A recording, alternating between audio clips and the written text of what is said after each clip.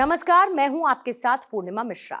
हमारे खास प्रोग्राम क्या कहते हैं नरेंद्र मोदी में आज आपको सुनवाएंगे पीएम मोदी का वो ऐतिहासिक भाषण जो उन्होंने 6 अप्रैल 2013 को अहमदाबाद में दिया।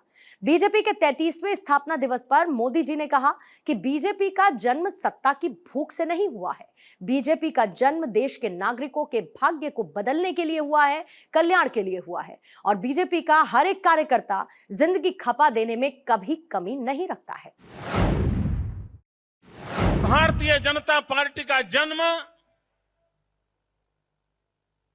उस समय हुआ था जब देश के भविष्य को कुछ निजी स्वार्थ वाले तत्व अपने निहित स्वार्थ के खातिर नए नए सवाल उठा करके देश में एक ऑल्टरनेट पनपे नहीं, उस षड्यंत्र के शिकार हुए थे।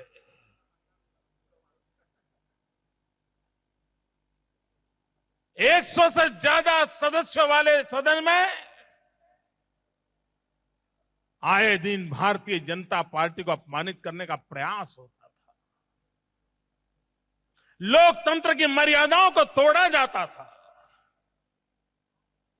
और उस पीड़ा में से, उस दर्द में से सत्ता के मार्ग को छोड़ करके जनता के बीच जाने का फैसला भारतीय जनता पार्टी ने किया था। और तब से हमारे वरिष्ठ नेताओं के नेतृत्व में, कार्यकर्ताओं के अथक परिश्रम से इस पार्टी ने जन सामान्य की आशा आकांक्षाओं की पूर्ति के लिए प्रयास प्रारंभ किए थे। भारतीय जनता पार्टी का जन्म सत्ता भूख में से नहीं हुआ है। भारतीय जनता पार्टी का जन्म सत्ता के दलालों की भलाई करने के लिए नहीं हुआ है। इस पार्टी का जन्म देश के कोटि कोटि नागरिकों के भाग्य को बदलने के लिए हुआ है, कल्याण के लिए हुआ है। और जब कोई अच्छा काम करता है तो रुकावटें भी कम नहीं आती है। भाइयों बहनों, कभी मैं केरल की तरफ देखता हूं,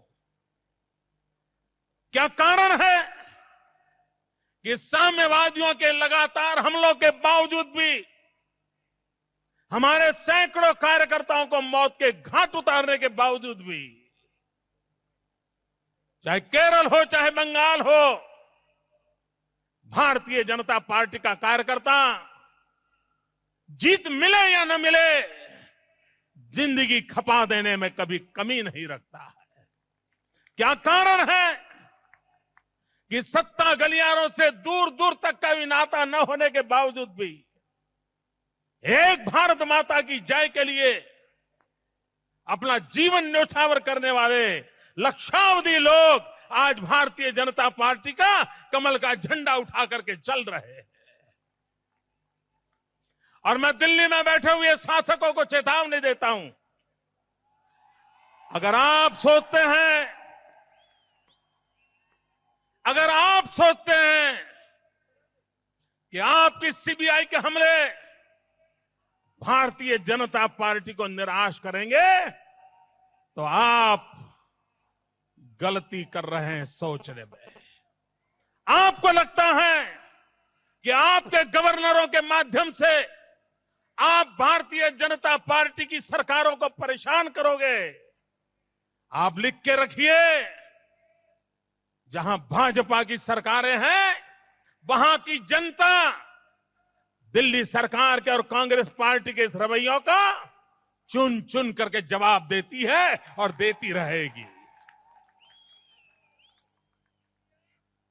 सारी संवैधानिक संस्थाओं का उपयोग भारतीय जनता पार्टी की सरकारों को परेशान करना, भारतीय जनता पार्टी के कार्यकर्ताओं को परेशान करना, भारतीय जनता पार्टी के दल को परेशानियों डालना, इसी के लिए उपयोग में लाया जाता है। कांग्रेस के मित्र, ये दिल्ली में आपका सत्ता का नशा लंबे दिन तक रहने वाला नहीं है। भाइयों बहनों, कांग्रेस में और भारतीय जनता पार्टी में बहुत बड़ा अंतर है। भारतीय जनता पार्टी की सोच और कांग्रेस पार्टी की सोच के बीच कभी कोई मेल नहीं हो सकता है। भाजपा का चरित्र और कांग्रेस के चरित्र का कभी हम तुलना नहीं कर सकते हैं। भाइयों बहनों, कांग्रेस जिन पर आश लगा करके बैठी है, जिनके शब्द कांग्रेस की नीति माने जाते हैं, ऐसा एक नेता का 2 दिन पूर्व मैंने एक भाषण सुना। मित्र, मुझे बहुत गहरा धक्का लगा, मन को पीड़ा हुई। क्या ये लोग देश के विषय में ऐसा सोचते हैं? भाइयों बहनों, कांग्रेस का एक नेता कह रहे हैं, कांग्रेस पार्टी की सोच को प्रकट कर रहे हैं। वो कहते हैं, ये भारत देश मधुमक्खी का छाता है। मधपुड़ो छे मधपुड़ो। मेरे कांग्रेस के मित्रों, आपके लिए यह देश मधुमक्खी का छाता हो सकता है। हमारे लिए यह देश हमारी मां है। मां, ये भारत मेरी माता है। उसके 100 करोड़ देशवासी हमारे भाई बहन है। ये पवित्र भूमि है। ये ऋषियों की, मुनियों की भूमि है। अटल बिहारी वाजपेयी कहा करते थे, यहां का कंकर कंकर हमारे लिए शंकर है।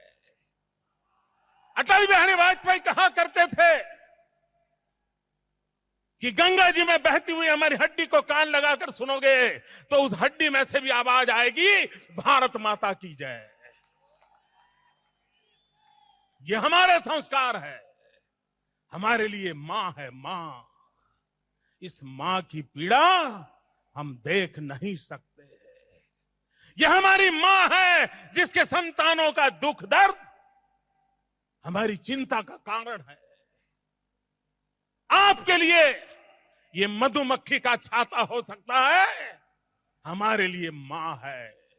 और मेहरबानी करके कांग्रेस के मित्र, हमारी भारत मां का अपमान मत करो। आपको अगर हिंदुस्तान के लोगों की भाषा समझ नहीं आती है तो कहीं से सीखा करो, लेकिन आपके अज्ञान के कारण मेरे देश की संस्कृति, मेरी परंपरा, उसको बर्बाद करने का पाप मत करो। भाइयों बहनों, मैं कभी किसी नेताओं के भाषण पे समय बर्बाद नहीं करता हूं, क्योंकि वो ध्यान देने योग्य होते भी नहीं है। लेकिन जब हमारी भावनाओं पर चोट पहुंचाई जाती है, जिस मां के लिए, जिस मां के कल्याण के लिए जीवन खपाने वाले लक्षावधि कार्यकर्ता हो, उनको पीड़ा होना बहुत स्वाभाविक है। भाइयों बहनों, मैं हैरान हूं, इस देश में पानी की समस्या है, इसका देश के नेताओं का अता पता भी नहीं है। दया आती है, आप पर दया आती है हमें। हमारे गुजरात कांग्रेस के नेता पानी को लेकर के गुजरात के किसानों को, गुजरात के नागरिकों को भ्रमित करने का प्रयास कर रहे हैं। मैं कांग्रेस के मित्रों को प्रार्थना करता हूं, आह्वान भी करता हूं, अगर आपको गुजरात के किसानों की इतनी चिंता है, अगर आपको गुजरात के गांव में पानी की चिंता है और सच्चे दिल से चिंता है, तो आप समय बर्बाद किए बिना दिल्ली की आपकी सरकार पर दबाव डालो और सरदार सरोवर डैम की ऊंचाई का काम जो अटका हुआ है उसको पहले पूरा करो। मेरे पार्टी के सभी कार्यकर्ताओं, गांव गांव से आवाज उठनी चाहिए। नर्मदा डैम को पूर्ण करने के लिए अब हम ज्यादा इंतजार नहीं करेंगे। हम दिल्ली के तख्त के साथ लड़ाई लड़ेंगे और कांग्रेस के लोग हर गली मोहल्ले में अब आपको जवाब देना पड़ेगा। भाइयों बहनों, कांग्रेस पार्टी से सुधरने की अपेक्षा मत करो, वो कभी नहीं सुधर सकते। इस चुनाव में गुजरात की जनता ने जिस प्रकार से कांग्रेस पार्टी को सजा की है, जिस प्रकार से उनके एक एक दिग्गज नेताओं को इस देश गुजरात की जनता ने परास्त कर दिया है, जो भाषा का वो पिछले 5 साल से प्रयोग कर रहे थे, जिस झूठ के सहारे गुजरात की जनता को गुमराह करने का रात दिन प्रयास कर रहे थे, जिस गंदी गालियों का उपयोग किया जा रहा था, गुजरात की जनता ने उस भाषा को बोलने वालों को चुन चुन करके साफ कर दिया। आशा थी कि वे समझेंगे, सुधरेंगे, लोकतंत्र की मर्यादाओं का पालन करेंगे, लेकिन भाइयों बहनों, इस सरकार को अभी तो कल 101 दिन हुए हैं, अभी तो कल, लेकिन 100 दिन भी वो इंतजार करने को तैयार नहीं है। उनकी मनस्थिति क्या होगी इसका अंदाज कर सकते हो। भाइयों बहनों, भारतीय जनता पार्टी विकास के मंत्र को लेकर के चली है।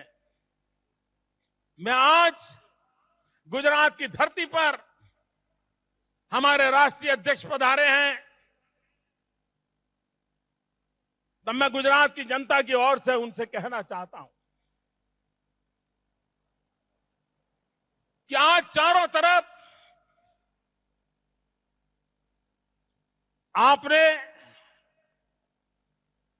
इतना बड़ा दिल बताया है, सार्वजनिक जीवन में इतनी ऊंचाई का अनुभव करवाया है कि मेरे जैसे छोटे कार्यकर्ता को आपने बहुत बड़ा बड़प्पन दिया है। भाइयों बहनों, राजनीति में छोटी घटना नहीं होती है। अपने साथी के लिए इस ऊंचाई तक ले जाना, उसके लिए बहुत बड़ा दिल लगता है, बहुत बड़ा दिल लगता है। लेकिन मैं आज कहना चाहता हूं, आपने जो मुझे मान सम्मान दिया है, आपने जो मेरी इज्जत की है, देश भर के कार्यकर्ताओं के दिलों में आपने मेरी जगह बनाने के लिए कोई कसर नहीं छोड़ी है। लेकिन ये यश भले मोदी को मिलता होगा, नाम भले मोदी का लिया जाता होगा, लेकिन इस यश के यशदार ये सारे मेरे भाई बहन हैं, मेरे कार्यकर्ता हैं।